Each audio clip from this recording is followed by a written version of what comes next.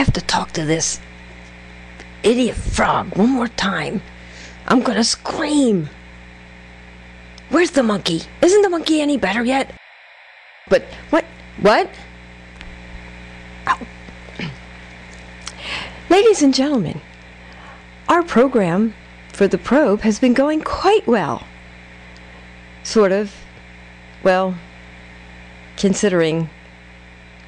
Anyway, SPOC should be contacting us in any second now. I hope he got his navigation problems under control. SPOC? SPOC? Where are you? Yeah, I found it.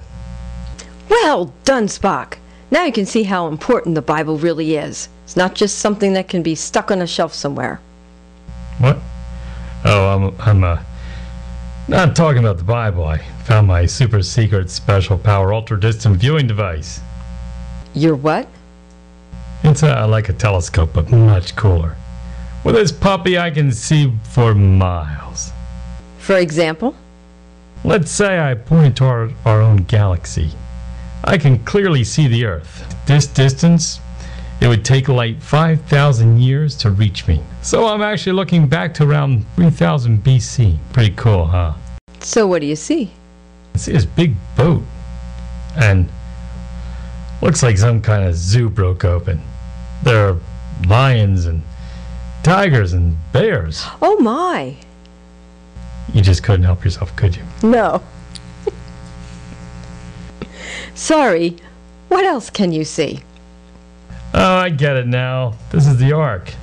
See, I do know some of my Bible. Wow, I can't believe this. What is it? This is incredible. What is it? You just wouldn't believe this. What is it? Dinosaurs. I don't believe it. I told you. What are they doing? They're getting on the Ark. No way. They wouldn't fit. Well, actually, they're not that big. Yeah, most of them are about the size of a sheep. How about a T-Rex? That's pretty huge. You've been watching too many Jurassic Park movies. Wait, there's one. Yeah, it's a T-Rex all right, but it looks like a youngster. Sure, that makes sense. If old Noah there takes his youngsters along, there's plenty of room on the Ark. But all the dinosaurs are extinct, at least as far as we know. Look, sister, do you want me to wait up here for a year and see what happens when they get off? Look, all I can say is that they were on the Ark. I don't know what happened after that. Maybe they all starved when they couldn't find a McDonald's or something. Many scientists believe that a meteor impacted the Earth. Yeah, many scientists may have had one too many impacts themselves, if you know what I mean. They weren't there. What makes them think they'd know anyway? Good point. Like I said yesterday, God was there. He's the only one who can tell us what happened in the past. His words do make an impact. You're really reaching there. Not really. All areas of life have been positively impacted by the Bible. Well, not science. Especially science. Oh, yeah? I bet you can't name one.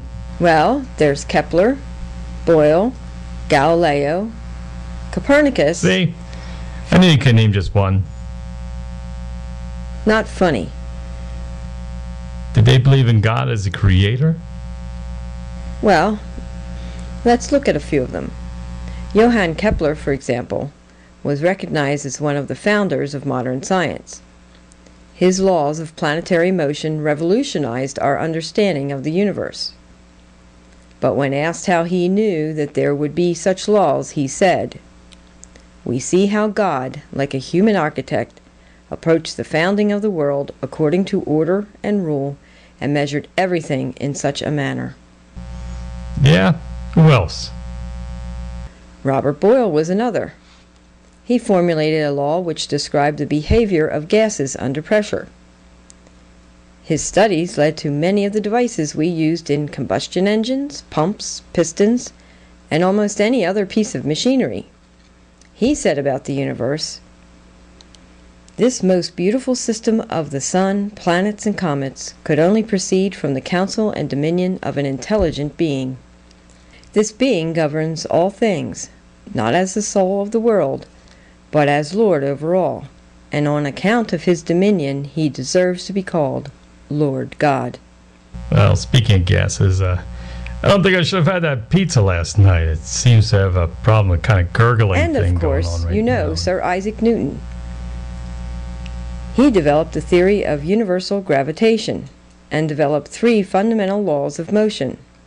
It was his faith in the Creator God that had focused his thoughts in the right direction. Then there's Michael Faraday, Louis Pasteur, George Washington Carver. Yeah, so what? About a dozen old guys who thought they knew everything about science. Actually, let me show you a short list of some of the scientists who believe that God created the universe and all that's in it.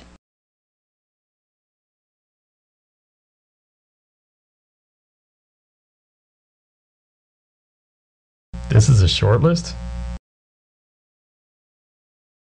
So, how about you? Oh, definitely. The Bible has a great impact on my life. I knew I would die someday, but had no idea what would happen after that.